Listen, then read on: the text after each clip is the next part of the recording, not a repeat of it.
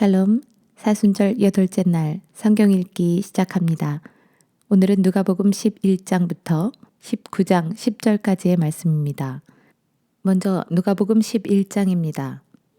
어느 날 예수께서 기도를 하고 계셨다.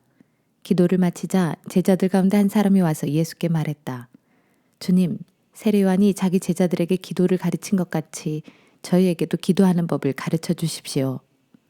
그러자 예수께서 제자들에게 기도를 가르쳐 주셨다. 너희는 기도할 때에 이렇게 말하여라. 아버지의 이름이 거룩히 여김을 받게 하시고 아버지의 나라가 속히 임하게 하소서.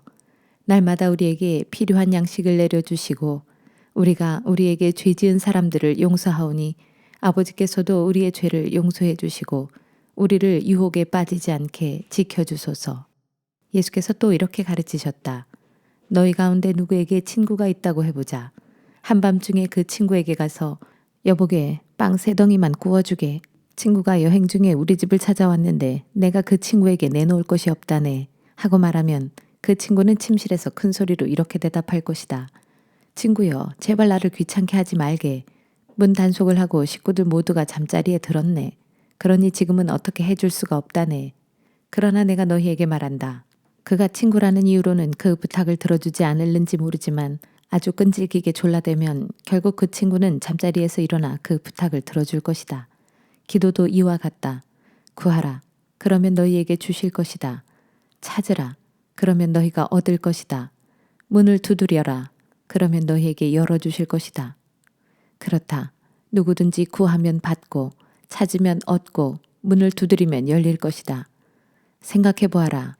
너희 가운데 아들이 생선을 달라고 하는데 뱀을 줄 아버지가 어디 있겠느냐? 아들이 달걀을 달라고 하는데 전갈을 줄 아버지가 어디 있겠느냐?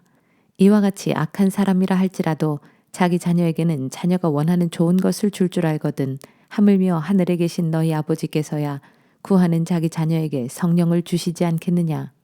예수께서 벙어리 된 사람에게서 귀신을 쫓아내시니 그가 말을 하게 되었다. 이 광경을 본 사람들이 모두 크게 놀랐다. 그러나 그들 가운데 몇몇 사람들은 이렇게 말했다. 저 사람이 귀신을 쫓아내는 것은 귀신의 두목인 바알세불의 힘을 빌려서 그렇게 하는 것이다. 또 어떤 사람들은 예수를 시험하려고 하늘에서 오는 표적을 예수께 요구했다. 예수께서 그들의 생각을 아시고 그들에게 이렇게 말씀하셨다. 어느 나라든지 분란이 생기면 망하고 어느 가정이든지 불화가 생기면 기우는 법이요. 사탄이 서로 분란을 일으키면 그 나라가 어떻게 서 있을 수 있겠소. 당신들은 내가 바알세불의 힘을 빌려 귀신을 쫓아낸다고 하는데 당신들 말대로 바알세불이 자기 부하인 귀신을 쫓아낸다면 그렇다면 당신들의 추종자들은 과연 누구의 힘으로 귀신을 쫓아내고 있는 것이요? 그러므로 당신들의 추종자들이야말로 당신들이 틀렸음을 판단하는 재판관이 될 것이요.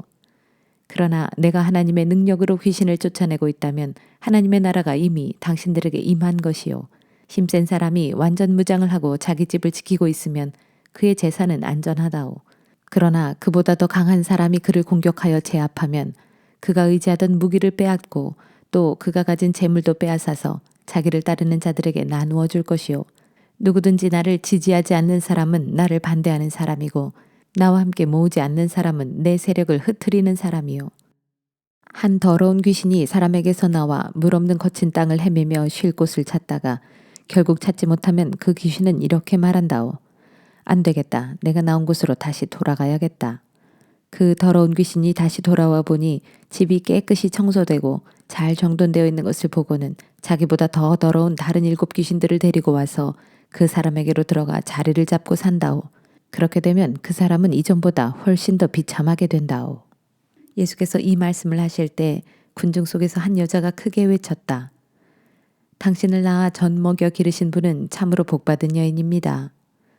그러자 예수께서 대답하셨다. 그렇소. 그러나 그보다 더욱 복받은 자들은 하나님의 말씀을 듣고 순종하는 사람들이요. 사람들이 점점 더 많이 모여들자 예수께서 그들에게 말씀하셨다. 이 세대가 참으로 악합니다.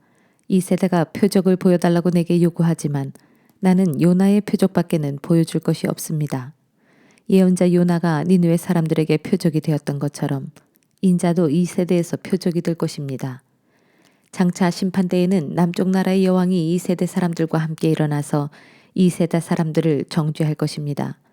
그 여왕은 솔로몬의 지혜를 듣기 위해 머나먼 땅끝에서부터 왔기 때문입니다. 그러나 보십시오. 솔로몬보다 훨씬 더 위대한 이가 이제 여기에 있습니다. 또 장차 심판대에는 니느웨 사람들이 이 세대 사람들과 함께 일어나서 이 세대 사람들을 정죄할 것입니다. 그들은 예언자 요나의 설교를 듣고 회개하였기 때문입니다. 그러나 보십시오. 예언자 요나보다 훨씬 더 위대한 이가 이제 여기에 있습니다. 등불을 켜서 골방이나 말 아래 숨겨두는 사람은 아무도 없습니다. 누구나 그것을 등잔대 위에 얹어두어 방 안에 들어오는 모든 사람들로 하여금 그 빛을 보게 합니다. 여러분의 눈은 몸의 등불입니다. 여러분의 눈이 좋으면 여러분의 온몸이 빛으로 가득 찰 것입니다. 하지만 여러분의 눈이 나쁘면 여러분의 온몸도 어둡게 될 것입니다. 그러므로 여러분 속에 있는 빛이 흐려지지 않도록 잘 살펴보십시오. 만일 여러분 속에 빛이 가득 차 어두운 구석이 없으면 빛이 환하게 비출 때와 같이 여러분의 온몸도 온전히 밝게 빛날 것입니다. 예수께서 말씀을 마치셨을 때 바리새파 사람 하나가 예수께 음식을 대접하겠다며 자기 집에 예수를 초청했다. 예수께서는 그 집에 가셔서 식탁에 앉으셨다. 바리새파 사람은 예수께서 손도 씻지 않으시고 식탁에 앉는 것을 보고는 이상하게 여기며 놀랐다. 그러자 예수께서 그에게 말씀하셨다. 당신들 바리새파 사람들은 접시와 잔 같은 외부의 것들은 깨끗이 씻으면서도 당신들 속은 탐욕과 사악함으로 가득 차 있어. 어리석은 자들이여, 겉을 만드신 분이 속도 만드셨다는 것을 어찌 알지 못하는 것이요. 그러므로 정결한 마음으로 가난한 사람들에게 구제를 베푸시오. 그러면 모든 것들이 당신들에게 깨끗해질 것이요. 당신들 바리새파 사람들이여, 당신들에게 화가 있을 것이요.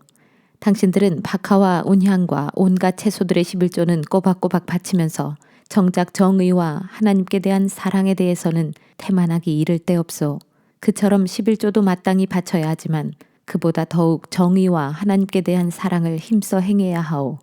당신들 바리새파 사람들이여, 당신들에게 화가 있을 것이요.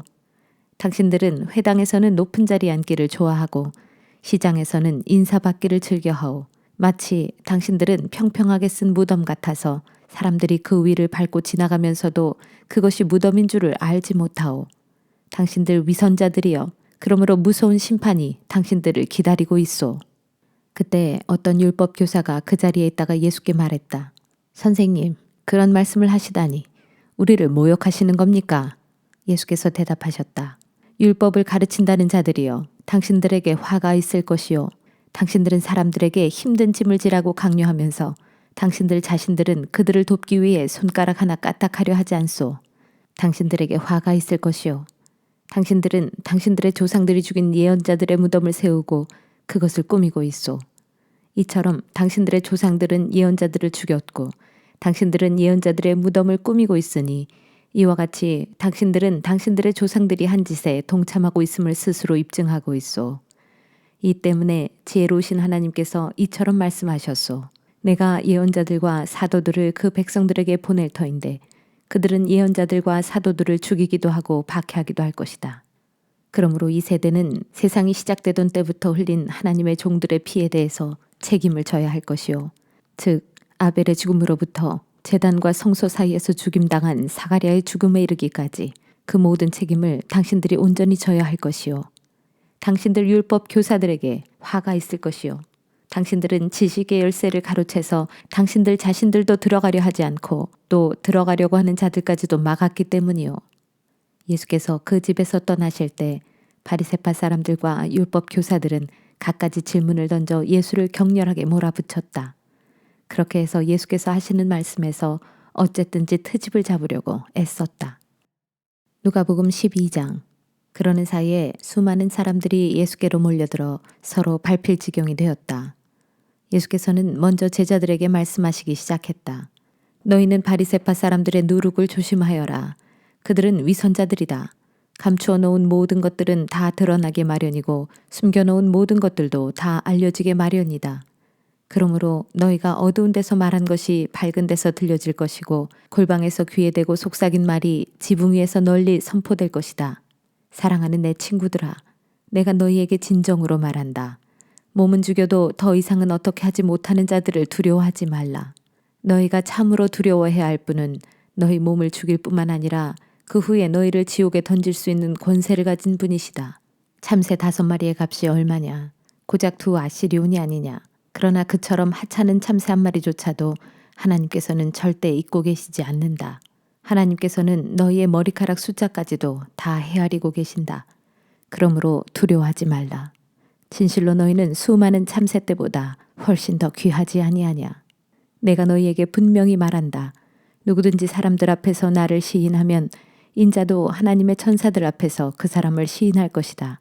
그러나 누구든지 사람들 앞에서 나를 모른다고 부인하면 인자도 하나님의 천사들 앞에서 그 사람을 모른다고 부인할 것이다. 누구든지 인자를 거슬러 말하는 사람은 용서를 받을 수 있어도 성령을 거슬러 말하는 사람은 절대로 용서받지 못할 것이다. 너희가 회당이나 위정자들이나 권력자들 앞에 끌려가게 되면 그때 무슨 말로 자신을 변호할까 염려하지 말라. 그때에 성령께서 너희가 마땅히 해야 할 말을 일러주실 것이다. 무리 가운데 한 사람이 예수께 말했다. 선생님, 제 형더러 유산을 저와 나누어 가지라고 말씀해 주십시오. 예수께서 그에게 대답하셨다. 이 사람아, 누가 나를 당신들 재판관이나 재산 나누는 사람으로 세웠소? 그리고는 사람들을 향해 말씀하셨다. 여러분 모두는 정신을 바짝 차리십시오. 탐욕이 여러분을 좀먹지 않도록 항상 경계하십시오. 사람의 생명은 그가 가진 재산의 많고 적음에 결코 달려있지 않습니다. 그리고 예수께서 비유로 그들에게 말씀하셨다. 기름진 농토를 가지고 있는 한 부자가 있었습니다. 그 해에도 큰 풍년이 들어 그 부자는 자기 곡간을 가득 채우고도 곡식이 남아 더 이상 넣어둘 데가 없었습니다. 그 부자는 어떻게 할까 궁리하다가 속으로 이렇게 생각했습니다. 그래, 곡간을 헐고 더 크게 지어야겠군. 그러면 내 곡식들을 충분히 쌓아둘 수 있을 거야. 그렇게 하고 나서 나는 흡족한 마음으로 내 영혼에게 이렇게 말하리라. 내 영혼아, 나는 여러 해 동안 충분히 쓰고도 남을 만큼 많은 곡식을 쌓아놓았다. 그러니 이제부터 인생을 즐기자. 이제 편히 쉬면서 마음껏 먹고 마시고 흥청거리면서 살아가자. 그러나 하나님께서 그 부자에게 말씀하셨습니다. 어리석은 자야, 오늘 밤에 내가 내 영혼을 도로 거두어 갈 것이다. 그러면 너를 위해 그렇게 장만해 놓은 것들은 누구 차지가 되겠느냐? 그렇습니다. 자기 자신을 위해서는 많은 것들을 쌓아둘 줄 알면서도 하나님께 대해서는 마음쓰기를 인색하게 하는 사람의 행로가 이와 똑같습니다. 예수께서 제자들에게 계속 말씀하셨다. 그러므로 내가 너희에게 말한다. 너희 목숨을 위하여 무엇을 먹을까? 너희 몸을 위하여 무엇을 입을까? 조금도 걱정하지 말라. 목숨이 음식보다 소중하고 몸이 옷보다 소중하다. 저 공중의 까마귀를 보아라. 뿌리지도 않고 거두지도 않고 곳간에 쌓아두지도 않지만 하나님께서 그것들을 다 먹여주신다. 하물며 너희야 새들보다 훨씬 더 귀하지 아니하냐. 너희 중에 누가 염려하고 걱정한다고 해서 단 하루인들 자기 수명을 늘릴 수 있느냐. 이처럼 너희가 지극히 사소한 일조차 해낼 수 없는데도 무엇 때문에 다른 일들을 그토록 염려하고 걱정하느냐. 저 들판의 백합화를 생각해보라. 실을 찾지도 않고 배도 짜지 않지만 모든 영화를 누린 솔로몬도 저 꽃만큼 아름답게 차려입지 못하였다. 믿음이 적은 자들아, 보아라, 오늘 피었다가 내일 아궁이에 던져질 들판의 풀들조차도 하나님께서 이렇게 잘 입히시는데 하물며 너희야 더욱 잘 입히시지 않겠느냐. 그러므로 너희는 무엇을 먹을까, 무엇을 마실까 조금도 염려하지 말라. 그런 것들은 세상 사람들이 날마다 열심히 추구하는 것들이다. 사실 너희 하늘 아버지께서는 그런 것들이 너희에게 필요하다는 것을 충분히 알고 계신다. 그러므로 너희는 먼저 하나님의 나라를 추구하라. 그리하면 이 모든 것들이 너희에게 더하여 주어질 것이다. 어린 양들아, 두려워하지 말라. 너희 하늘 아버지께서는 그 나라를 너희에게 주시기를 진정 기뻐하신다. 너희가 가진 소유물을 다 팔아 가난한 자들에게 나누어 주어라. 그리하여 너희 자신을 위하여 영원히 낡아지지 않는 지갑을 만들어라. 그렇게 너희 재물을 하늘에 쌓아두면 거기에는 도둑이 들거나 좀이 쏠 일이 절대로 없다. 명심하여라. 너희의 재물이 있는 바로 그곳에 너희의 마음도 함께 있다. 너희는 허리띠를 동여매고 등불을 항상 켜놓고 삼가 준비하고 있어라. 마치 결혼잔치에 돌아오는 주인을 기다리는 사람처럼 주인이 문을 두드리면 금세 열어줄 준비를 갖추고 있어라. 주인이 돌아왔을 때 그처럼 미리 준비하고 기다리고 있는 종들에게는 복이 있다. 내가 진정으로 너희에게 말한다. 주인이 몸소 시중 두는 사람의 옷을 입고서 그 종들을 식탁에 앉힌 후 그들의 시중을 들어줄 것이다. 주인이 한밤중에 오든 새벽에 오든 미리 준비하고 있다가 주인을 맞이하는 종들에게는 복이 있다. 너희는 이것을 알아라. 도둑이 언제 집에 들지를 알고 있다면 집주인은 도둑을 막아 자기 집을 안전하게 지킬 수 있을 것이다. 그러므로 너희도 항상 준비하고 있어라. 인자는 너희가 전혀 예상하지 못한 때에 갑자기 올 것이기 때문이다. 베드로가 예수께 물었다. 주님, 이 비유는 저희에게만 해당되는 것입니까? 아니면 모든 사람들에게 해당되는 말씀입니까? 주님께서 말씀하셨다. 누가 참으로 신실하고 슬기로운 청지기이겠느냐? 주인이 청지기를 두어 그에게 자기 종들을 맡긴 후 때 맞춰 종들에게 양식을 제공하라고 그에게 시키면 그는 어떻게 해야 하겠느냐? 주인이 돌아왔을 때 그 청지기가 맡은 바 자기 일을 훌륭하게 수행하고 있다면 그 청지기에게는 복이 있다. 내가 분명히 말한다. 주인은 자기의 재산을 모두 그 청지기에게 맡길 것이다. 그러나 이와 반대로 만약 그 청지기가 마음속으로 주인이 돌아오려면 아직 멀었다 하고 생각하면서 남녀 종들을 때리면서 먹고 마시고 술에 취해 세월을 보낸다면 생각지 않은 날 전혀 알지 못하는 시각에 주인이 갑자기 와서는 그 청지기를 심히 때린 후 신실치 못한 자들이 받는 벌을 그에게 내릴 것이다. 주인의 뜻을 알면서도 미리 준비하지 않은 채 주인이 원하는 바를 행하지 않는 자에게는 더욱 심한 벌을 내릴 것이다. 그러나 주인의 뜻을 알지 못한 채 벌받을 짓을 한 사람은 알고도 행하지 않은 사람보다는 가벼운 처벌을 받게 될 것이다. 진실로 그렇다. 많은 것을 받은 사람에게는 더 많은 것이 요구되고 많은 것을 맡은 사람에게는 더 많은 책임이 요구된다. 나는 세상에 불을 지르기 위해 왔다. 이미 불이 활활 붙어 있었더라면 내가 얼마나 좋았겠느냐. 하지만 내가 받아야 할 고난의 세례가 있는데 이 일이 다 이루어질 때까지는 내가 얼마나 더 고난을 당할는지 모른다. 너희는 내가 세상에 평화를 주러 온 줄로 아느냐? 그렇지 않다. 오히려 분열을 일으키러 왔다. 한 집안의 식구가 5이라면 이제부터는 2씩 3씩 패가 갈라져서 싸우기 바쁠 것이다. 서로 분열되어 아버지가 아들과 대립하고 아들이 아버지를 등질 것이다. 어머니가 딸을, 딸이 어머니를, 시어머니가 며느리를, 며느리가 시어머니를 대적하여 서로 맞서 싸울 것이다. 예수께서 군중을 향해 말씀하셨다. 여러분은 구름이 서쪽에서 있는 것을 보고는 곧 비가 오겠다 하고 말하는데 사실 그런 예상이 들어맞곤 합니다. 또 남풍이 불면 날씨가 더워지겠다 하고 말하는데 그것 역시 들어맞곤 합니다. 위선자들이여, 여러분은 이처럼 하늘과 땅의 기상은 잘 분간할 줄 알면서도 어찌하여 이 시대의 징조는 분간할 줄 모릅니까? 여러분은 어찌하여 무엇이 옳은 줄을 스스로 판단하지 못합니까? 당신을 고소하는 사람과 법정으로 가고 있다면 가는 도중에 그 사람과 속히 화해하십시오. 그렇지 않으면 그 사람이 당신을 재판관에게로 끌고 갈 것이고 재판관은 당신을 형무소 관리에게 넘기고 형무소 관리는 당신을 감옥에 집어넣을 것입니다. 잘 새겨 들으십시오. 그렇게 되면 당신은 마지막 한 푼까지 다 갚기 전에는 절대로 감옥에서 풀려나지 못할 것입니다. 누가복음 13장. 이 무렵 예수께서는 희생 제물을 드리려던 갈릴리 사람들이 빌라도에게 학살되었다는 말을 몇몇 사람들에게서 전해 들으셨다. 예수께서 그들에게 말씀하셨다. 죽임당한 그 갈릴리 사람들이 다른 갈릴리 사람들보다 더 죄가 많아서 그 같은 변을 당했다고 생각하시오. 아니요. 내가 당신들에게 분명히 말하지만 당신들도 회개하지 않으면 그렇게 멸망할 것이요. 또 실로암에 있는 망대가 무너져서 거기에 치여 죽은 18의 사람들은 어떻다고 생각하시오. 그들은 다른 예루살렘 사람들보다 특별히 죄가 더 많아서 그렇게 되었다고 생각하시오. 아니요. 내가 당신들에게 분명히 말하지만 당신들도 회개하지 않으면 그렇게 멸망할 것이요. 예수께서 또 비유로 말씀하셨다. 어떤 사람이 자기 과수원에 무화과 나무 한 그루를 심었소. 그 사람은 무화과 나무에 열매가 맺혔는지 보려고 여러 번 가보았지만 번번이 실망하고 말았소. 그러다가 마침내 그 사람은 과수원지기에게 말했소. 보시오. 내가 3년 동안이나 이 무화과 나무를 참고 기다려왔건만 단 한 개의 무화과도 맺히지 않았소. 그러니 이 무화과 나무를 당장 베어버리시오. 무엇 때문에 아까운 땅만 허비하고 있단 말이오. 그러자 과수원지기가 대답하였소. 주인님, 금년에만 더 그냥 두십시오. 제가 나무 둘레에 고랑을 파고 거름을 듬뿍 주도록 하겠습니다. 그렇게 해서 내년에 무화과가 맺히면 좋고 만일 그때 가서도 열매가 맺히지 않으면 그때는 미련 없이 베어버리도록 하겠습니다. 예수께서 어느 안식일에 한 회당에서 가르치고 계셨다.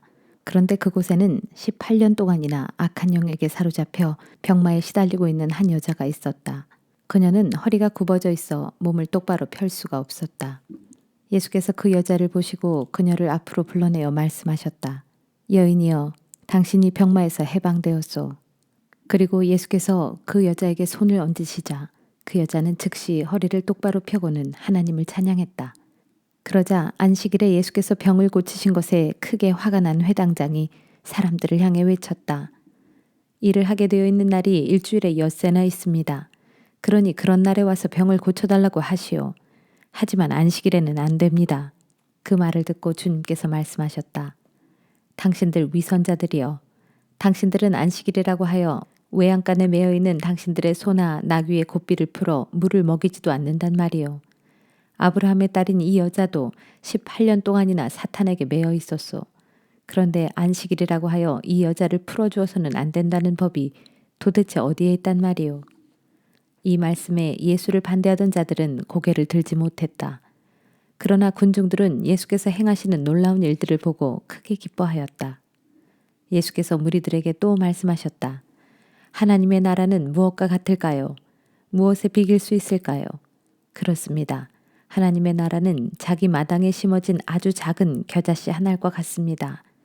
그 겨자씨가 무럭무럭 자라나서 큰 나무가 되면 공중에 온갖 새들이 날아와서 그 가지에 앉습니다. 하나님 나라를 또 무엇에 비길 수 있을까요? 그렇습니다. 하나님의 나라는 한 포대의 밀가루 속에 넣고 반죽을 하면 크게 부풀어 오르는 누룩과도 같습니다. 예수께서 예루살렘으로 올라가시는 도중 여러 동네와 마을에 들러 말씀을 가르치셨다. 그때 어떤 사람이 와서 예수께 물었다. 주님, 구원받을 사람은 적습니까? 예수께서 사람들을 향해 대답하셨다. 여러분은 좁은 문으로 들어가려고 힘쓰십시오. 내가 여러분에게 말합니다. 많은 사람들이 그리로 들어가려고 하겠지만 실제로는 들어가지 못할 것입니다. 집주인이 일어나서 문을 닫아버리면 여러분이 밖에 서서 문을 두드리며 애원하기를 주인님 문을 열어주십시오 할 것입니다. 그러면 주인은 대답할 것입니다. 안 된다. 나는 너희가 어디서 온 자들인지 알지 못한다. 그러면 여러분은 이렇게 말할 것입니다. 우리는 주인님 앞에서 주인님과 함께 먹고 마셨으며 또 주인님은 마을 길거리에서 우리를 가르치지 않으셨습니까? 그때 주인은 여러분에게 대답할 것입니다. 내가 분명히 말하지만 나는 너희를 알지 못한다. 못된 짓만 일삼는 자들아, 내 앞에서 썩 물러가라. 아브라함과 이삭과 야곱 및 모든 예언자들이 하나님의 나라에 들어가 있는데도 정작 여러분은 밖에 쫓겨나 있는 것을 알게 되면 여러분은 가슴을 치고 이를 갈며 슬피 울게 될 것입니다. 그때에 사람들이 동서남북의 사방에서 몰려와서 하나님 나라의 잔치자리에 참석하게 될 것입니다. 내가 진실로 여러분에게 말합니다. 보십시오. 그때에 나중된 사람이 먼저 되고 먼저 된 사람이 나중되는 일이 많을 것입니다. 그때 바리새파 사람들이 예수께 와서 말했다. 어서 이곳을 떠나시오. 헤롯 왕이 당신을 죽이려고 단단히 벼르고 있습니다. 예수께서 대답하셨다. 가서 그 여우에게 말하기를 보아라, 오늘과 내일은 내가 귀신들을 내쫓고 사람들을 고칠 것이요. 사흘째 되는 날에 나의 일을 다 마칠 것이다 하시오.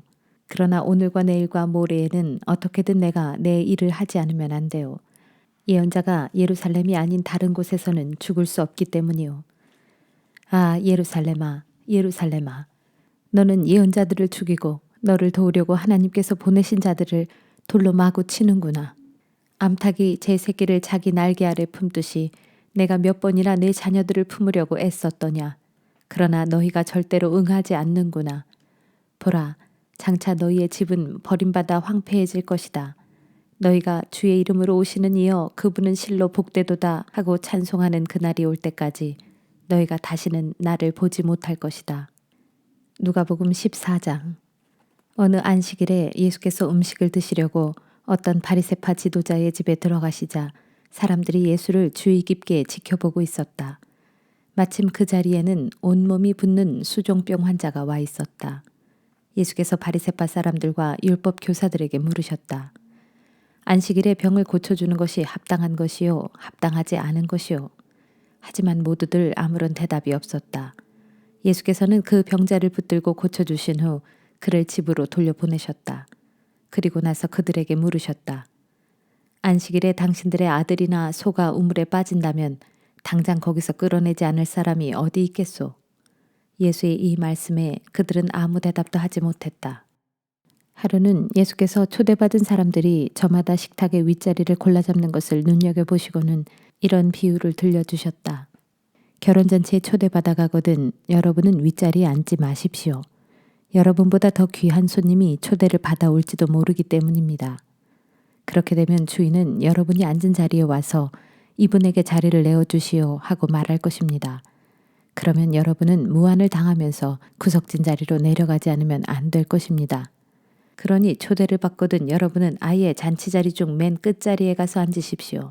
그러면 주인이 여러분에게 다가와서 친구여, 이리로 올라와서 윗자리에 앉으시오 하고 권할 것입니다.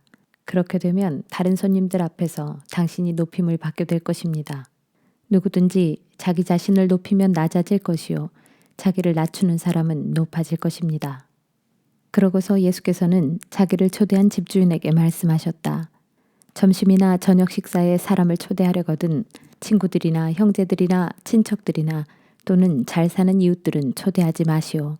그들은 당신을 다시 초대하여 되갚을 것이기 때문이요. 잔치를 베풀 때는 오히려 가난한 사람들과 병든 사람들과 절름발이들과 맹인들을 초대하시오. 그리하면 당신은 복을 받을 것이요. 비록 그들은 당신에게 되갚아주지 못하겠지만 의인들이 부활할 때 하나님께서 당신에게 되갚아 주실 것이기 때문이요. 이 말씀을 듣고 함께 식탁에 앉아있던 사람들 중 하나가 예수께 말했다. 하나님 나라의 잔치에 참석할 수 있는 사람은 얼마나 행복할까요? 예수께서 그에게 비유로 말씀하셨다. 어떤 사람이 큰 잔치를 준비하고 많은 사람을 초대했소. 시간이 되자 그 사람은 초대한 손님들에게 종을 보내어 모든 준비가 다 끝났으니 어서 오시라고 전하게 했소. 그러나 초대받은 손님들은 한결같이 갈 수 없게 되었다고 핑계를 댔소. 첫 번째 사람은 이렇게 말했소. 내가 방금 밭을 샀는데 거기 가봐야겠소. 미안하오. 두 번째 사람은 이렇게 말했소. 내가 방금 쟁기를 끄는 소를 5쌍이나 샀는데 그것들을 부려보러 가는 길이오. 미안하오. 세 번째 사람은 이렇게 말했소. 나는 방금 결혼한 몸이라서 도저히 갈 수가 없소. 미안하오. 종이 돌아와서 주인께 사실대로 보고했소. 그러자 주인은 크게 화가 나서 종에게 말했소. 너희는 어서 밖으로 나가서 시내의 거리와 골목을 다니면서 가난한 자들과 지체 장애자들과 걷지 못하는 자들과 눈먼 자들을 다 데리고 오너라. 한참 후에 종이 다시 와서 말했소. 주인님, 저희가 주인님이 시키시는 대로 다 했습니다만 아직도 빈자리가 남아 있습니다. 그러자 주인이 말하기를 너희는 구석구석 두루 다니면서 사람들을 다 들어오게 해서 내 집안을 가득 채우도록 해라. 내가 진정으로 너희에게 말한다. 처음에 초대받은 사람들 중에는 어느 누구도 내가 준비한 잔치 음식을 맛볼 사람이 없을 것이다 하였소. 많은 사람들이 예수를 따르면서 길을 가고 있을 때 예수께서 그들을 향해 돌아서서 말씀하셨다. 누구든지 나를 따르고자 하는 사람은 자기 부모나 처자식이나 형제 자매보다 나를 더욱 사랑해야 합니다. 심지어 자기 목숨보다도 더욱 나를 사랑해야 합니다. 그렇지 않으면 누구도 내 제자가 될 수 없습니다. 누구든지 자기 십자가를 지고 나를 따르지 않으면 내 제자가 될 수 없습니다. 여러분 중에 누가 망대를 세우려고 하면 그 사람은 먼저 전체 비용이 얼마나 들 것인지 계산부터 뽑아보지 않겠습니까? 그렇게 하지 않아서 만일 그 사람이 기초 공사만 해놓고 비용이 모자라 망대를 완성하지 못한다면 사람들마다 그를 비웃으며 말하기를 저 사람이 건축을 한답시고 시작만 해놓고는 마무리를 못하는구나 하지 않겠습니까? 또 만일 어떤 왕이 다른 왕과 전쟁을 해야 한다면 1만 명의 자기 병사로 2만 명의 적들을 과연 물리칠 수 있을 것인지 미리 헤아려 보지 않겠습니까? 그렇게 헤아려 보아서 아무래도 이길 수 없을 것 같으면 적군이 아직 먼 거리에 있을 때 화친을 맺기 위해 사절단을 보내야 하지 않겠습니까? 이와 마찬가지입니다. 여러분 가운데서 누구라도 자기가 가진 모든 소유를 다 포기하지 않는 사람은 내 제자가 될 수 없습니다. 소금은 좋은 것입니다. 그러나 만일 소금이 그 짠맛을 잃어버린다면 무엇으로 소금을 다시 짜게 하겠습니까? 짠맛을 잃은 소금은 흙으로도 못 쓰고 거름으로도 쓸모가 없어서 그냥 내다 버릴 수밖에 없습니다. 들을 귀가 있는 자들은 알아들으십시오. 누가복음 15장. 세리들과 죄인들이 모두 예수님의 설교를 들으려고 모여들었다. 그런 광경을 보고 바리새파 사람들과 율법 교사들이 수군거리며 투덜댔다. 이 사람은 죄인들을 맞아들여 그들과 어울려 함께 음식을 먹는다. 그러자 예수께서는 그들에게 비유로 말씀하셨다. 당신들 가운데 누군가가 양 100마리를 가지고 있는데 그 중에서 한 마리가 길을 잃었다고 합시다. 그러면 그는 99마리를 그대로 들에 둔 채 잃어버린 한 마리 양을 찾으러 나서지 않겠소. 그래서 양을 찾으면 그는 크게 기뻐하며 그 양을 어깨에 메고 집으로 돌아와 친구들과 이웃들을 불러놓고 이렇게 말할 것이요. 우리 다 함께 기뻐하자. 잃어버린 내 양을 내가 도로 찾았다. 내가 진정으로 당신들에게 말하겠소. 이와 같이 하늘나라에서는 회개할 필요가 없는 의인 99명보다 회개하는 죄인 한 사람을 두고 더욱 기뻐한다오. 또 어떤 여자가 은화 10잎을 가지고 있었는데 그 중에서 하나를 잃어버렸다면 어떻게 하겠소? 등불을 켜들고 온 집안을 쓸며 부지런히 돈을 찾지 않겠소? 그러다가 돈을 찾으면 그 여자는 친구들과 이웃들을 불러놓고 함께 기쁨을 나눌 것이요. 이와 같이 죄인 한 사람이 회개하면 하나님의 천사들이 크게 기뻐한다오. 예수께서 계속 말씀하셨다. 또 어떤 사람에게 두 아들이 있었는데 작은 아들이 아버지에게 말했소. 아버지, 제 몫의 유산을 미리 나누어 주십시오. 그래서 아버지는 자기 재산을 두 아들에게 나누어 주었소. 얼마 후 작은 아들은 자기 몫을 다 챙겨가지고 먼 나라로 떠났소. 거기서 그는 술과 여자로 세월을 보내는 동안 그 많은 돈을 다 허비해버렸소. 돈은 이미 다 떨어진 데다 그 나라 전역에 심한 흉년까지 들어 그는 끼니조차 제대로 이을 길이 없게 되었소. 그래서 그는 하는 수 없이 그 나라 사람의 어떤 집에 더부살이로 들어가 돼지를 치게 되었소. 그는 너무 배가 고파 돼지가 먹는 쥐엄나무 열매라도 실컷 먹고 배를 채우고 싶었지만 그것마저도 넉넉히 주는 사람이 없었소. 그제야 제정신이 든 그는 이렇게 말했소. 아, 내 아버지의 집에는 양식이 풍족하여 일꾼들까지도 넉넉히 먹고 남는데 나는 여기서 굶어 죽겠구나. 이제 나는 아버지께로 돌아가 이렇게 말씀을 드려야겠다. 아버지, 저는 하늘과 아버지께 죄를 지었습니다. 그러므로 이제부터 저는 더 이상 아버지의 아들이라고 불릴 자격이 없습니다. 다만 저를 일꾼으로라도 써주십시오. 마침내 작은 아들은 그곳을 떠나 자기 아버지의 집으로 향했소. 그가 아직도 먼 거리에 있는데 멀리서 아들이 오고 있는 것을 본 아버지는 불쌍한 마음이 들어 얼른 달려가 아들의 목을 껴안고 입을 맞추었소. 그때 아들이 아버지에게 말했소. 아버지, 저는 하늘과 아버지께 큰 죄를 지었습니다. 이제는 아버지 아들이라고 불릴 자격조차도 없습니다. 그러나 아버지는 종들에게 이렇게 말했소. 어서 빨리 이 집에서 가장 좋은 옷을 꺼내다가 내 아들에게 입혀라. 손가락에 반지를 끼워주고 발에 신발을 신겨라. 그리고 살진 송아지를 한 마리 잡도록 해라. 내가 큰 잔치를 베풀고 이 기쁨을 모든 사람들과 나눠야겠다. 자, 보아라. 죽었던 내 아들이 이렇게 다시 살아왔다. 내가 아들을 잃었는데 이제는 다시 찾았다.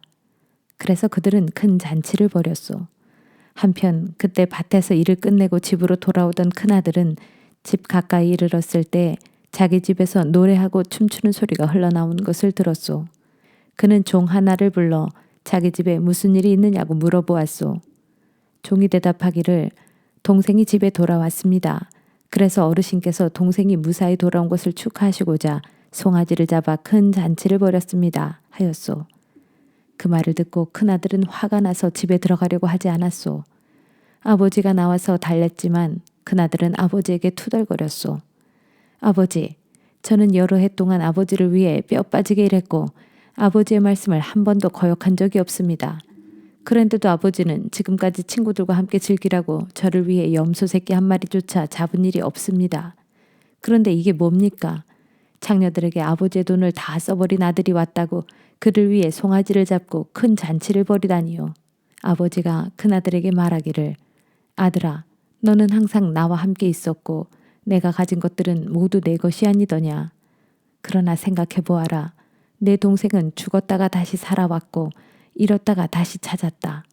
그러니 내가 잔치를 벌여 즐기고 기뻐하는 것이 마땅하지 아니하냐 하였소. 누가복음 16장. 예수께서 제자들에게 비유로 말씀하셨다. 어떤 부자가 있었는데 그는 자기 집 청지기가 정직하지 못하여 주인의 재산을 낭비한다는 소문을 들었다. 주인이 그 청지기를 불러 말했다.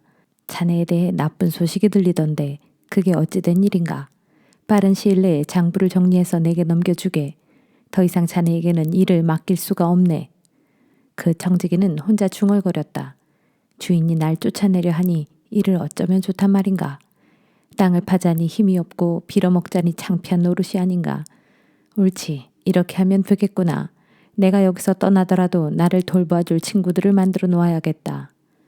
그래서 그 청지기는 자기 주인에게 빚진 사람들을 하나씩 불러들였다. 그가 첫 번째 사람에게 물었다. 당신은 내 주인에게 얼마나 빚을 졌소? 그 사람이 올리브 기름 100마리입니다. 하고 말하자 청지기가 말했다. 자, 당신이 도장 찍은 빚 문서가 여기 있으니 50마리를 빌렸다고 고쳐 쓰시오. 하고 말하였다. 청지기가 다음 사람에게 물었다. 당신은 내 주인에게 얼마나 빚을 졌소? 그 사람이 밀 100섬입니다. 하고 말하자 청지기가 말했다. 자, 여기 당신의 빚 문서가 있으니 가져다가 80섬이라고 고쳐 쓰시오. 하고 말하였다.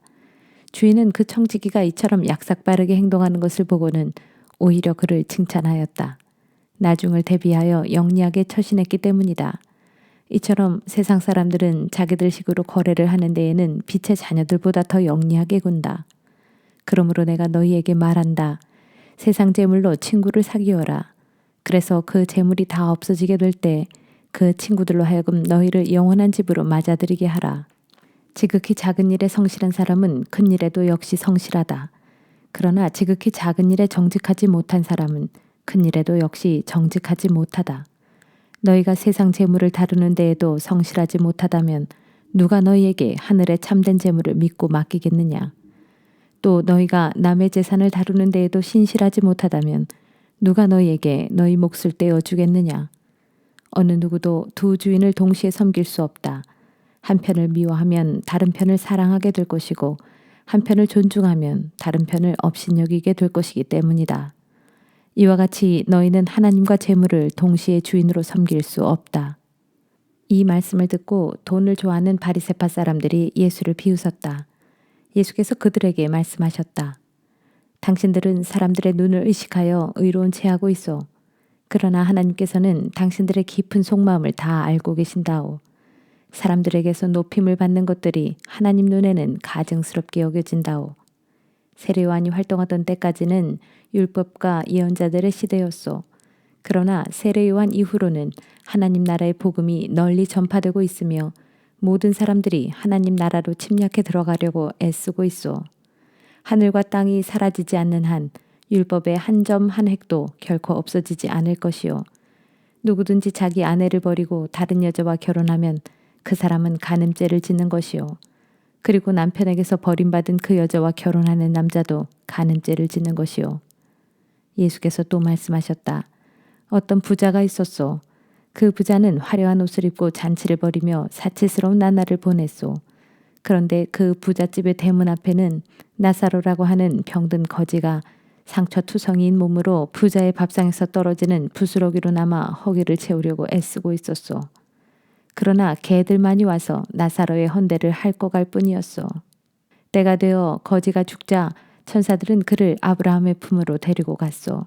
그 부자도 역시 죽어서 땅에 묻혔소. 그 부자는 지옥에서 극심한 고통에 시달리다가 고개를 들어보니 아득히 먼 곳에 거지 나사로가 아브라함의 품에 안겨 있었소. 그래서 그 부자가 크게 소리쳤소. 아브라함 조상님이여, 저를 불쌍히 여겨 주십시오. 나사로를 이리로 보내어 그 손가락에 물을 찍어 제 혀라도 살짝 적시게 해 주십시오. 타오르는 불덩이 속에서 너무나 괴롭습니다. 그러나 아브라함이 그에게 말했소. 안 된다. 생각해 보아라. 너는 살아있을 때 온갖 좋은 것들을 다 가져보았으나 나사로는 온갖 불행을 다 겪었다. 그래서 지금 나사로는 여기서 위로를 받고 있고 너는 거기서 고통을 받고 있는 것이다. 더구나 우리와 너 사이에는 거대한 구덩이가 가로놓여 있어서 여기에서 그리로 건너가고 싶어도 가지 못하고 거기서 이리로 건너오고 싶어도 오지 못한다.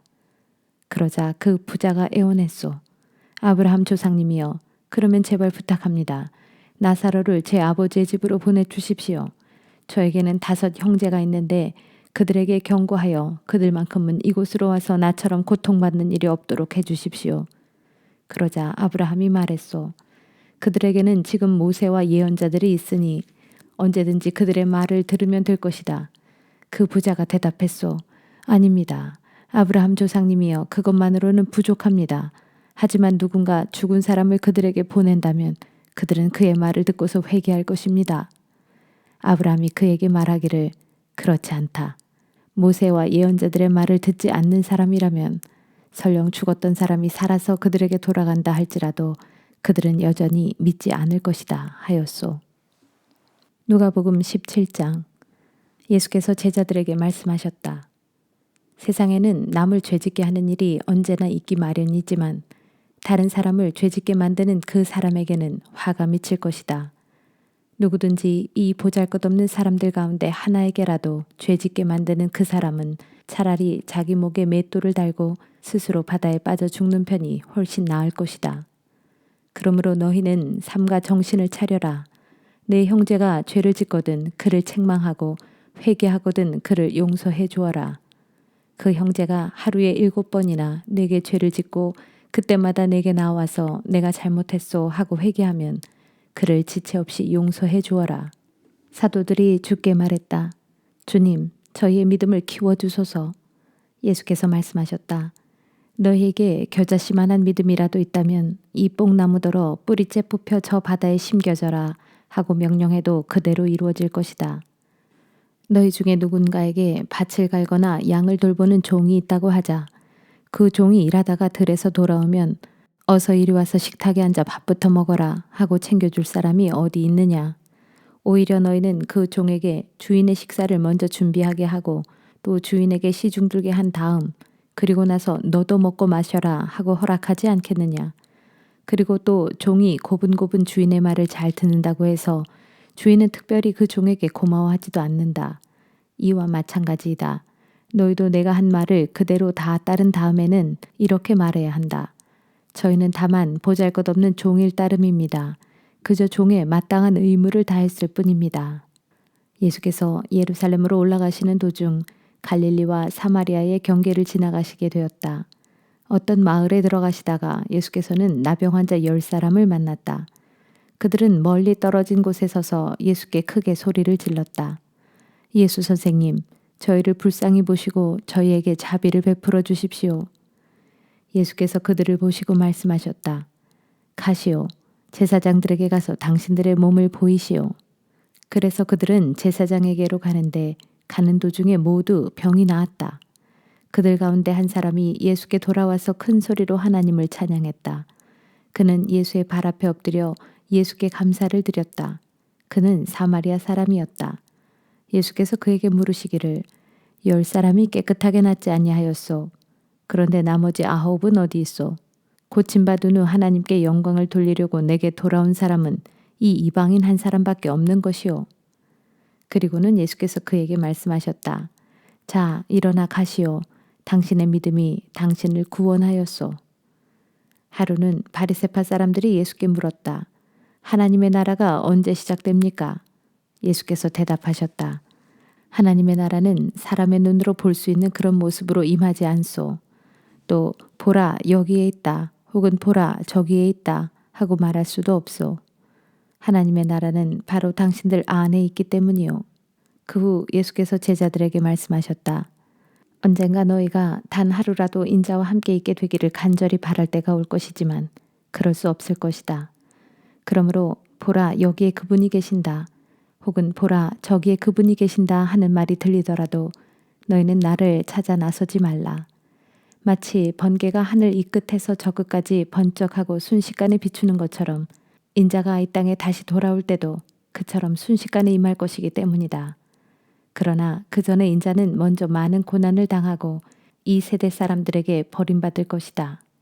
옛적 노아의 시대에 그랬던 것처럼 인자의 시대도 꼭 그러할 것이다. 노아가 방주에 들어가던 그날까지도 사람들은 먹고 마시고 장가들고 시집가면서 자기들의 세상 일에 취해서 살았다. 그런데 갑자기 홍수가 나서 그런 그들을 순식간에 다 쓸어버리지 않았더냐. 또 롯의 시대에도 그런 일이 벌어졌다.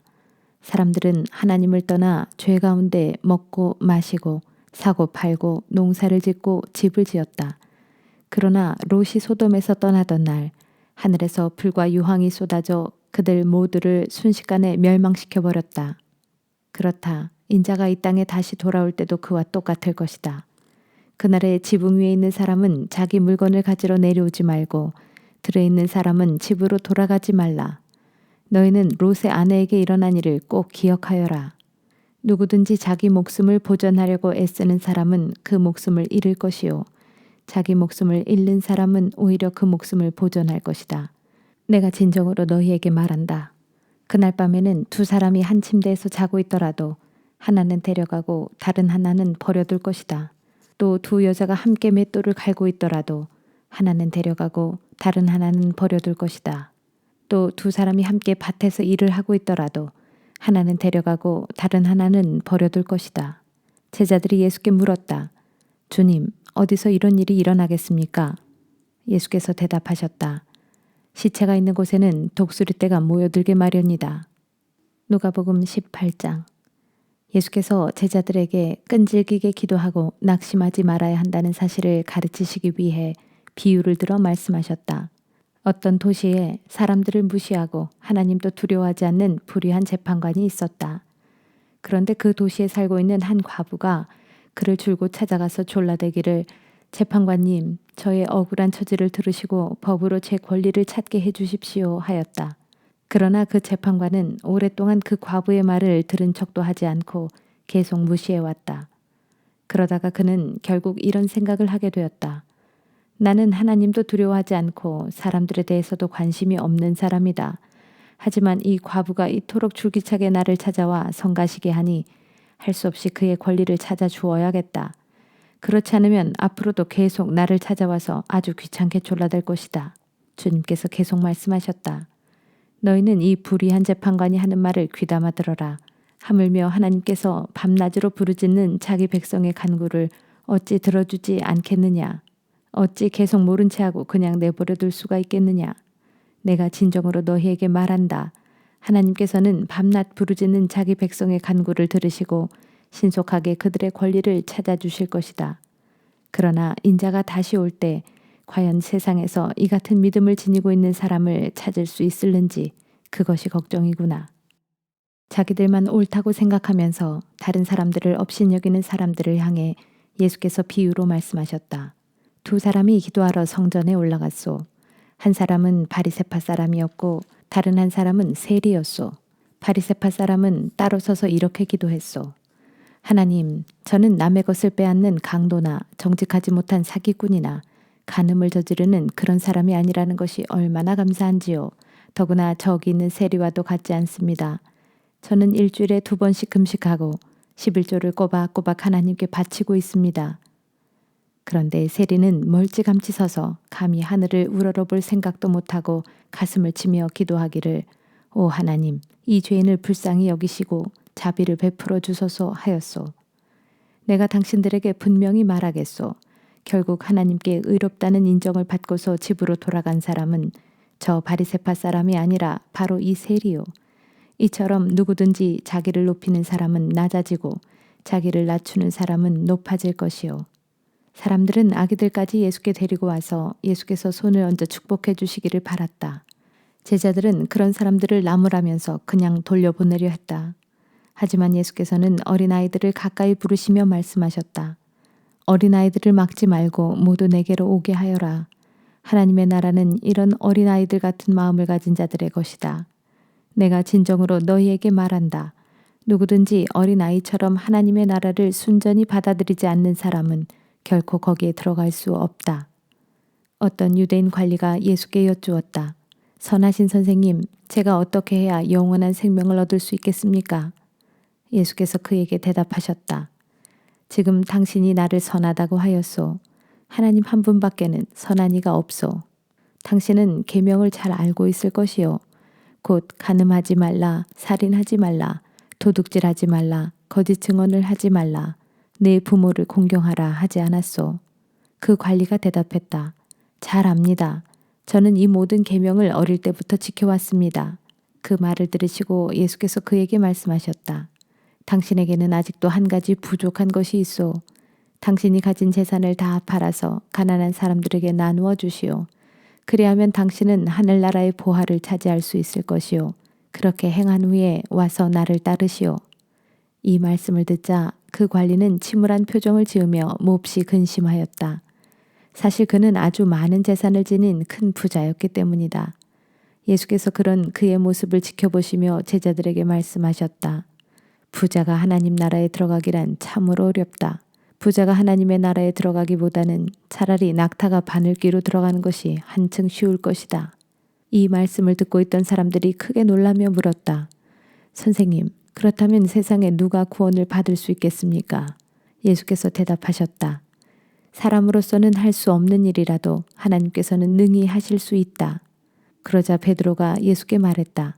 주님, 저희는 주님을 따르기 위해 가진 것들을 모두 버렸습니다. 예수께서 말씀하셨다. 내가 진정으로 너희에게 말한다. 누구든지 하나님의 나라를 위하여 집이나 아내나 형제나 부모나 자녀를 버리는 사람은 이 세상에서 사는 동안에도 여러 갑절로 보상받을 것이고 장차 오는 세상에서 영원한 생명을 얻을 것이다. 예수께서 12제자를 불러 모으시고 말씀하셨다. 보라, 우리는 지금 예루살렘으로 올라가고 있다. 그곳에 가면 인자를 두고 예언자들이 기록한 모든 일들이 다 이루어질 것이다. 인자는 이방인들의 손에 넘겨지게 될 터인데 그들은 나를 조롱하고 모욕하고 침뱉고 채찍질한 후에 마침내 십자가에 못 박아 죽일 것이다. 그러나 죽은 지 사흘 만에 인자는 다시 살아날 것이다. 그러나 제자들은 이 말씀을 조금도 깨닫지 못했다. 이 말씀의 뜻이 그들에게 감추어져 있어서 제자들은 예수님이 하신 말씀을 하나도 알아차리지 못하였다. 예수께서 여리고 성읍에 가까이 가셨을 때 맹인 한 사람이 길가에 앉아 구걸을 하고 있다가 많은 사람들이 지나가는 소리를 듣고는 무슨 일이 일어났느냐고 물어보았다. 사람들이 말하길 나사렛 예수가 지나가신다 하고 알려주자 그 맹인은 크게 소리를 지르기 시작했다. 다윗의 자손 예수여, 저를 불쌍히 보시고 제게 자비를 베풀어 주십시오. 그러자 앞서가던 사람들이 그 맹인에게 조용히 하라고 꾸짖었다. 그래도 그 맹인은 더욱 큰 소리로 외쳤다. 다윗의 자손이여, 저를 불쌍히 보시고 제게 자비를 베풀어 주십시오. 그때 예수께서 걸음을 멈추시고 말씀하셨다. 그 맹인을 이리로 데려오시오. 사람들이 맹인을 데려오자 예수께서 그에게 물으셨다. 내가 당신에게 무엇을 해주기를 원하시오? 그 맹인이 예수께 대답했다. 주님, 제가 볼 수 있게 되기를 원합니다. 예수께서 그에게 말씀하셨다. 눈을 뜨시오. 당신의 믿음이 당신을 구원하였소. 그러자 그 맹인은 즉시 볼 수 있게 되었고 하나님을 찬양하면서 예수를 따랐다. 이 놀라운 광경을 지켜본 사람들은 모두 하나님을 찬양하며 그분께 영광을 돌렸다. 누가복음 19장. 예수께서 여리고 성읍에 들어가 거리를 지나가실 때였다. 거기에는 삭개오라 불리는 사람이 있었다. 그는 세리장이었고 큰 부자였다. 삭개오는 예수를 보려고 애썼지만 키가 작은 데다가 사람들에게 떠밀려 예수를 볼 수가 없었다. 그래서 그는 일행을 앞질러 달려가 길가에 있는 뽕나무 위로 올라갔다. 일행이 그곳에 이르자 예수께서 위를 쳐다보시고 삭개오를 부르셨다. 삭개오여, 어서 내려오시오. 오늘은 내가 당신의 집에서 묵어야 하겠소. 그러자 삭개오는 얼른 내려와서 크게 기뻐하면서 예수를 자기 집으로 모셔들였다. 이것을 보고서 사람들이 서로 수군거리며 아니, 예수께서 죄인의 집에 묵으시려고 들어가시다니 하고 말했다. 삭개오는 일어서서 주님 앞에 이렇게 말했다. 주님, 제 재산의 절반을 가난한 사람들에게 나누어 주겠습니다. 그리고 만일 제가 남을 속여서 빼앗은 것이 있다면 4배로 갚겠습니다. 예수께서 삭개오에게 말씀하셨다. 오늘 이 집에 구원이 이르렀소. 이제 이 사람도 아브라함의 자손이요. 보시오, 인자는 잃어버린 사람을 찾아 구원하러 이 땅에 왔소. 아멘.